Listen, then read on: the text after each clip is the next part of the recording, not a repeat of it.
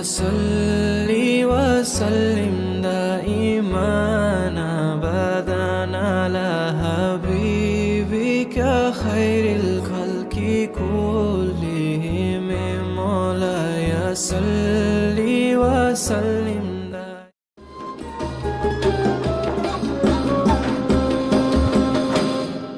Bismillahirrahmanirrahim.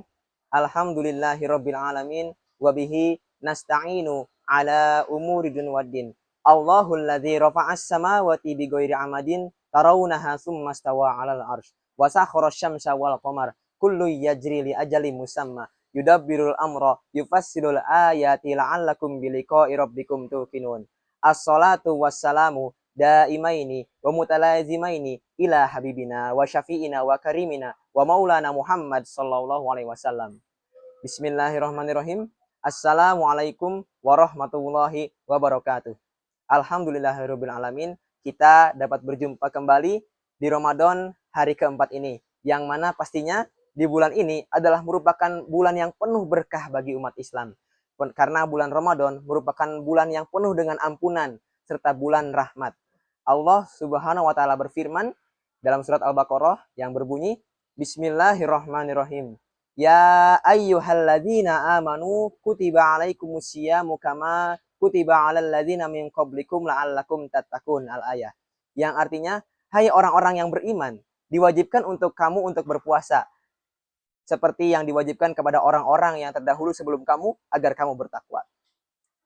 Kesempatan itu tidak datang dua kali. Karena marilah kita untuk meningkatkan takwa kita kepada Allah, membersihkan hati, membersihkan jiwa, dan beramal soleh. Karena di bulan Ramadan ini adalah merupakan suatu kesempatan bagi umat muslim untuk beribadah. Karena di bulan ini, semua pahala dan semua ibadah akan dilipat gandakan ganjarannya. Di hari yang keempat ini, ada suatu keutamaan di antara berbagai keutamaan, yaitu barang siapa yang berpuasa di hari keempat di bulan Ramadan, maka Allah akan membangunkan untuknya 70.000 istana di surga khuld. Masya Allah. Ini merupakan suatu nikmat yang besar. Ini merupakan suatu kabar gembira bagi umat muslim.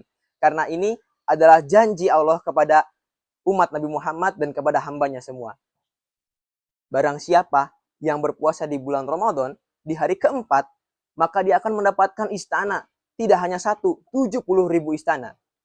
Kita kelak harus bersyukur. Pantas bagi kita untuk bersyukur. Dan tidak boleh kita untuk berputus asa dengan rahmat Allah.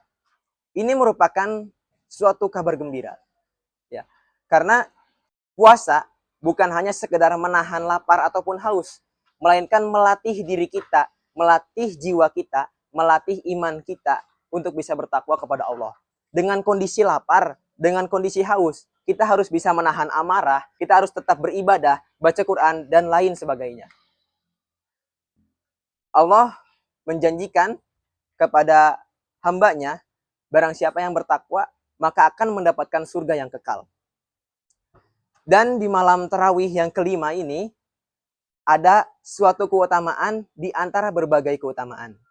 Di antaranya, yang dikutip dari kitab Durratun Nasihin yang berbunyi, wa fil lailatil khamisati a'tahu Allahu ta'ala mislaman sholla fil masjidil haram wal masjidil madinah wal masjidil aqsa.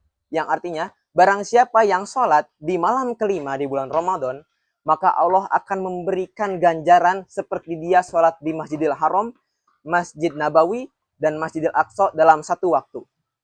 Kalau kita mengeksplor isi dari kitab-kitab Durratun Nasihin ataupun kitab-kitab yang mempelajari tentang keutamaan-keutamaan beribadah, kita sholat di Masjidil Haram itu 100.000 kali digandakan pahalanya. Dan sholat di Masjid Nabawi itu 500 kali digandakan pahalanya. Dan sholat di Masjidil Aqsa itu 250 kali digandakan pahalanya.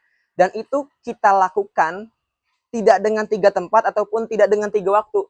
Melainkan cukup dengan 1 kali sholat di malam kelima di bulan Ramadan.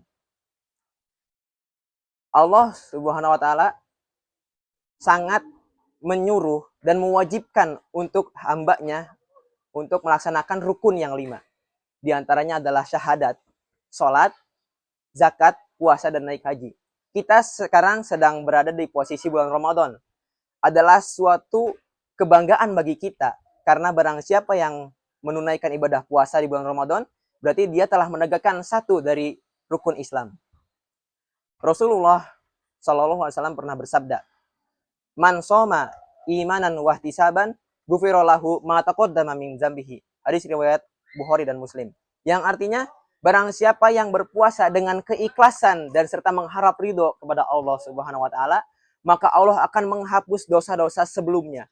Kita mempunyai dosa di hari-hari sebelumnya ataupun tahun-tahun sebelumnya yang mana kita tidak tahu, maka cukup dengan berpuasa dengan ikhlas dan mengharap ridho karena Allah, maka Allah kelak akan mengampuni dosa-dosa kita.